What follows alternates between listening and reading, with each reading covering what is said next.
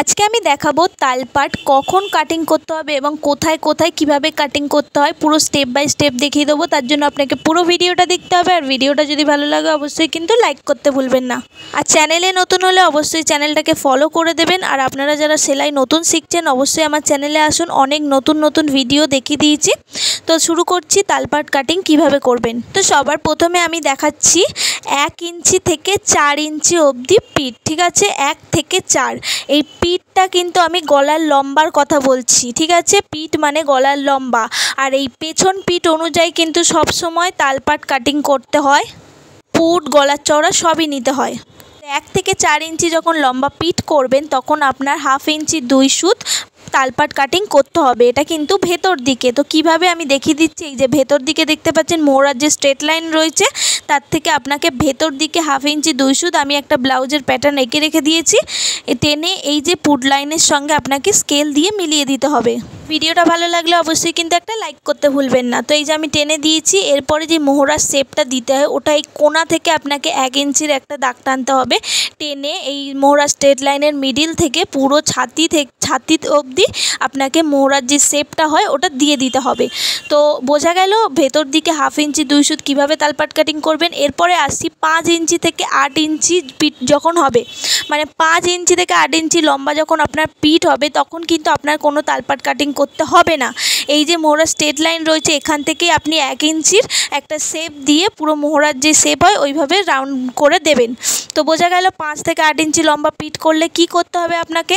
এরপরে আমরা আসছি 9 থেকে 14 বলো 13 বলো 15 বলো, মানে যতই ডিপ পিঠ হোক তখন আপনি কোথায় তালপাট কাটিং করবেন। তো যখন ডিপ পিঠ করবেন তখন আপনি 1/2 ইঞ্চি, ঠিক আছে, 1/2 ইঞ্চি বাইরের দিকে তালপাট কাটিং করতে হবে।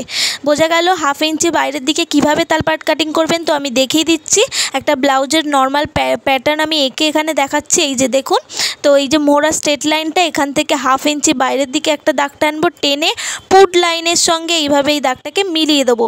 তো আমি স্কেল বরাবর মিলিয়ে তারপরে দেখাচ্ছি। এখান থেকে আপনাদের 1 ইঞ্চির একটা দাগ টানতে হবে, টেনে ছাতি থেকে যেভাবে মোহরার শেপ দেয় সেমভাবে এখানে মোহরার শেপ দিয়ে দিতে হবে। তো এই যে আমি মোহরার শেপ দিয়ে দিয়েছি, দেখুন পুরো কিন্তু আমার কমপ্লিট হয়ে গেছে।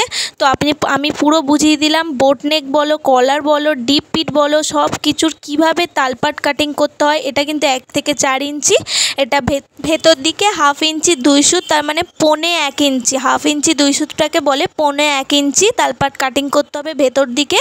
তারপরে এখান থেকে মোহরার শেপ দিতে হবে। 5 থেকে 8 ইঞ্চি লম্বা, এটা কিন্তু কোনো তালপাট কাটিং করতে হবে না। আর 9 থেকে 13 14 বলো 15 বলো যত ডিপ পিট হবে এটা বাইরের দিকে 1/2 ইঞ্চি তালপাট কাটিং করতে হবে।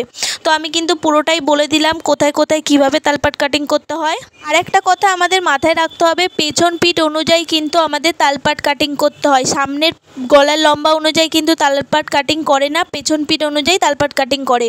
আর সামনের পাটে তালপাটটা কাটিং করে, পেছন পাটে কিন্তু তালপাট কাটিং করে না। সবসময় সামনের পাটেই তালপাট কাটিং করবেন। তো আমি এটা দেখিয়ে দিই। এই যে আমরা 1/2 ইঞ্চি 2 সুত যে ভেতর দিকে তালপাট কাটিং করেছিলাম ওইটা আমাদের সামনের পাটের মোহরার শেপ, ঠিক আছে।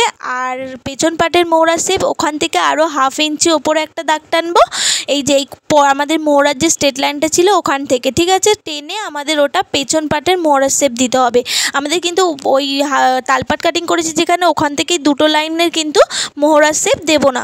বোঝা গেল এখানে কিন্তু আমাদের দুটো লাইনই দরকার, মোহরার স্ট্রেট লাইনটাও দরকার আর আমরা যে তালপাট কাটিং করেছি ওটাও কিন্তু আমাদের দরকার।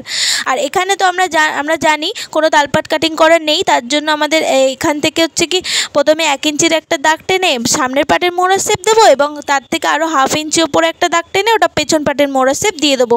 তো এটাও কমপ্লিট হয়ে গেল। এবার আসছি ডিপ পিটের বেলায়। তো ডিপ পিটের বেলায় আমরা যে 1/2 ইঞ্চি বাইরের দিকে তালপাট কাটিং করছি ওইটা কিন্তু আমাদের দরকার। আমাদের যে মেন মোহরার স্ট্রেট লাইনটা ছিল ওটা আমাদের দরকার নেই।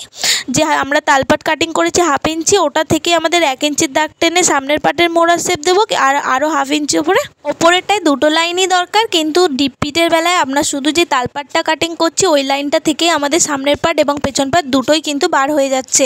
আমাদের যে মোহরার স্ট্রেট লাইন ওটা আর দরকার নেই। ভিডিওটা যদি ভালো লাগে অবশ্যই লাইক করতে ভুলবেন না। আপনারা কোন কোন বিষয়ে ভিডিও চান অবশ্যই আমাকে কমেন্টে